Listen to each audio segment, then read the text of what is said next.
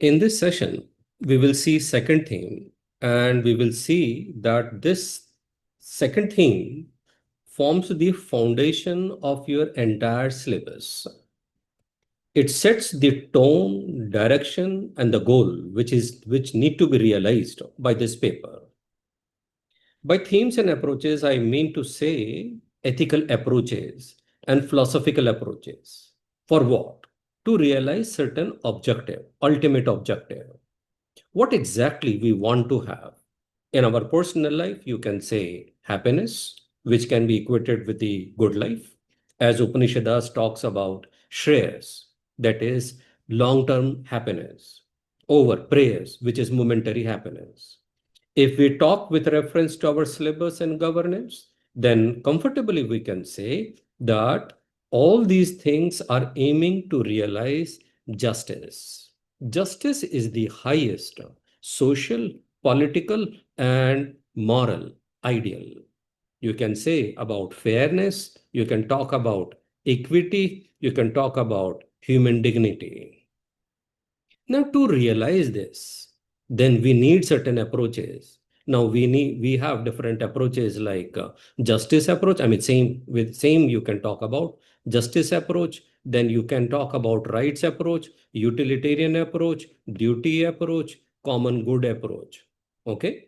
So in our first session, we have discussed one uh, diagram that at the foundation is the justice or human dignity. And if I speak in Amartya Sen's language, then this is what we want to have Nyaya. Now, ultimate aim is ethical governance. In the book, you will find a picture, a diagram, diagrammatic representation of what we are discussing. And its pillars are psychophilosophy doctrine, means you have emotional intelligence, you have positive attitude. Okay. Then we have tridimensional analysis, means, outcome, intention, then inculcation of values, then public trust. And then finally, just rules, regulations, institutions, and which we call it as niti, as opposed to nyaya. So this theme sets the tone of this our entire syllabus. And we see PYQs, then we find that competency level of questions from this segment are moderate to difficult. Now, earlier theme, that is the fundamentals, and this theme together will form the rock solid background of your ethics preparation. And these are the two areas which we usually ignore, and we write superficial answers, and that get reflected in other topics also. Now, let us pick up one question. And this is one of the PYQ. In case of crisis of conscience, does emotional intelligence help to overcome the same without compromising the ethical and moral stand? So see, in this question, you need to know what is conscience. Then you need to know what is crisis of conscience. Then how we overcome through emotional intelligence. Mean how emotional intelligence actually help you to overcome this crisis of conscience. We can also sense one more dimension, that is emotional intelligence sufficient to overcome such crisis, or do we require some more competencies? We can sense it. And finally, this question is requiring about stand also. That means it is also talking about that what is the process of decision making, how you will be deciding and to come out from this crisis of conscience. So these are the certain parts of this question. It is just like I have pointed out that what is conscience, then crisis of conscience, what exactly you mean by crisis of conscience, then what is the manifestation of crisis of conscience, then emotional intelligence, with what competencies it will help you, and does it sufficient then we will find that not just emotional intelligence, we require some more competencies to come out of this crisis. And finally, we will also talk about that in the decision-making process or while making decision and to come out from such kind of crisis and dilemma, what exactly you need to have. That is like holistic competence. Now, as far as the conscience is concerned, you can say it is inner voice. It is like a voice of higher self. It is like a innate sense of saying right and wrong. But at times we fall into crisis of conscience. Now, this crisis of conscience are due to various reasons. One, you can say conflict of values. Now, all values have to be upheld, but sometimes we get stuck up in a dilemma between values like integrity, honesty versus loyalty. Now, your honesty and your integrity says to go for whistleblowing, but your loyalty to the organization holds back you. Then there might be some conflict between openness, one of the ethical competency, versus official secret act, some information which is of national sensitive information, which is of national importance. So you are caught up into this dilemma. Conflict of values. Then second is moral dilemma. Now, moral dilemma, it is something like what happened to Arjun in the Mahabharata. Now he was into the crisis of conscience. Now, crisis of conscience was that between duty to make this land free from fear, duty to remove all these evil forces versus outcome. A lot of lives are to be, are at stake. So he got in a conflict mode, and that is like crisis of conscience. Then more moral dilemma could be personal values, personal integrity versus externally imposed obligations, political pressure, seniors' direction. Then there is a dilemma between law and order, maintaining law and order versus avoidance of casualties. Then there is like duty versus personal safety. Then there is sometimes it is like law versus disadvantages section of the society. Law is not clear, law is not there, and you are facing some vulnerable section of the society. So there is like crisis of conscience, what to do into that situation. Third is third crisis of conscience could be of moral regret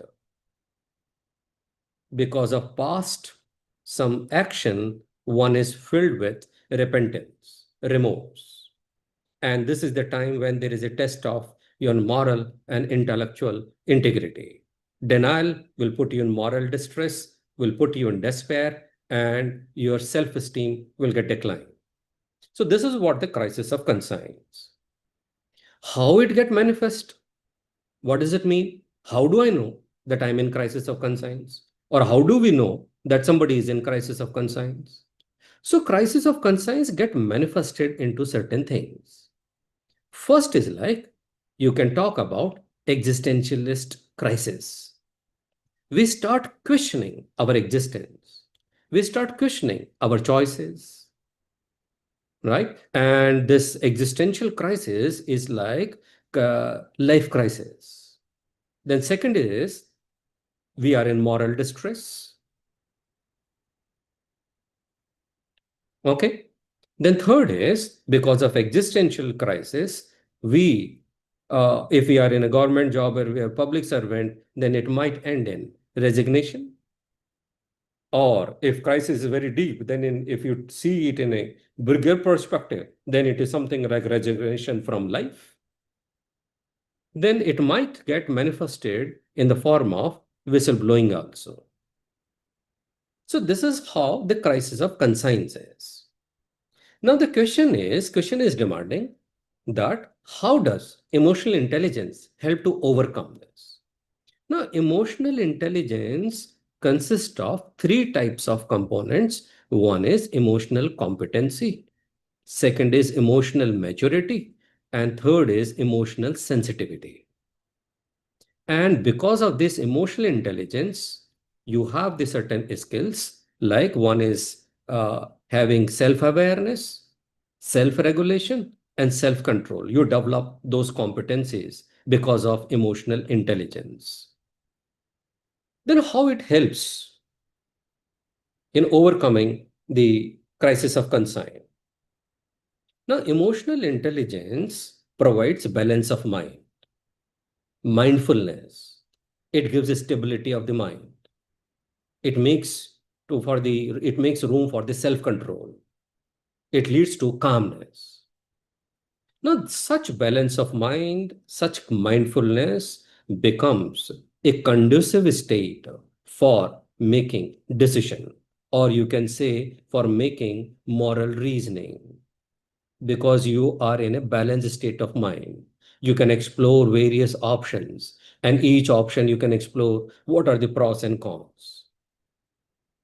It is, it will lead to an impartial decision. It will lead to objective decision. One. Second, emotional intelligence will resist any impulsive stand, anger, frustration. You see something wrong in the organization, and it is not like just jump over to the whistleblower. You do moral reasoning because you have the stability, you are self-aware, and you have control over yourself. You can also quote here Aristotle's statement that it is very easy to become angry, but to become angry in the right proportion, at right time, for the right cause, at the right time, that is difficult. This can be done only once you have emotional competencies and one who have this self-awareness and self-regulation competencies. So such a state resists an impulsive decision.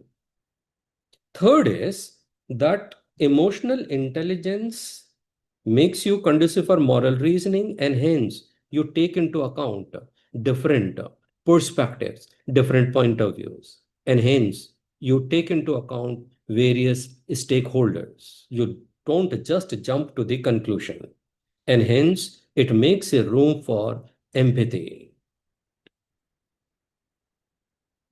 And fourth, you can say that emotional intelligence makes me clear that our laws are to be implemented not only in the letter and spirit, but not only in the sense of letter, but also in spirit.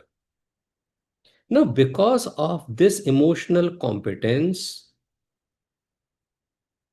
it provides a conducive state in which I go through all these things and are able to take an objective decision, an impartial decision, because it gives me a state of stability and mindfulness. However, emotional intelligence is not just enough. Though it is an important component, it provides a solid background and a solid foundation, but this is not enough. You need to have some more competencies. One, as we have also referred here, moral reasoning. So one, it is like you can say that one need to have a logical reasoning, analytic ability. You need to understand the importance of reason. We have given example of Mahabharata, crisis of conscience of Arjun. So see, in that same example, Lord Krishna, after delivering his lecture, after revelation, he asked Arjun to decide on his own, use his reason to reach to the conclusion. He says, don't do just because I am saying, use your reason to reach to certain conclusion. Okay, then you need to have inculcation of values. Your values should be rock solid. Then only it will help you to come out of that crisis of conscience. Then third is that you should be aware of ethical competencies. You should be able to adhere, inculcate, and display those ethical competencies. Then fourth reason or the fourth thing you require is like moral courage. A person should be a man of integrity. He should have right intention. He should have clarity. And over and above, he should have moral courage that will make him to come out of that crisis of conscience. Because all these values and moral courage will make someone as fearlessness. It will inculcate such kind of thing. Okay. So we have discussed all these parts. Now question is also demanding a stand. Okay. Means ethical decision. So for an ethical decision, you should be aware that we require three things. One, ethical competencies. Second, emotional competencies. And third, intellectual competencies. The question is demanding, is asking about emotional competency. And it is asking, does emotional competency help to overcome? Then we say, yes, definitely it helps. It prepares a very solid base foundation. However, we require some more competencies, and that is ethical competencies and then intellectual competencies. Okay, so this is how you will be able to reach to a holistic answer where you have covered almost all the dimensions. Now, I consider this question as difficult question because it is connecting two topics, crisis of conscience and emotional intelligence. Then apart from this, one need to know what is conscience, code of conduct, emotional intelligence, their interlinkages, and their application part. So basically, if you see, then this question captures almost whole of the syllabus. Almost whole of the syllabus get captured into this. And that makes this question as difficult because it is demanding not only proper understanding, but also proper interlinkages. Okay, so now I'll pick up another theme in next video, and then we will see some another PYQ. Thank you.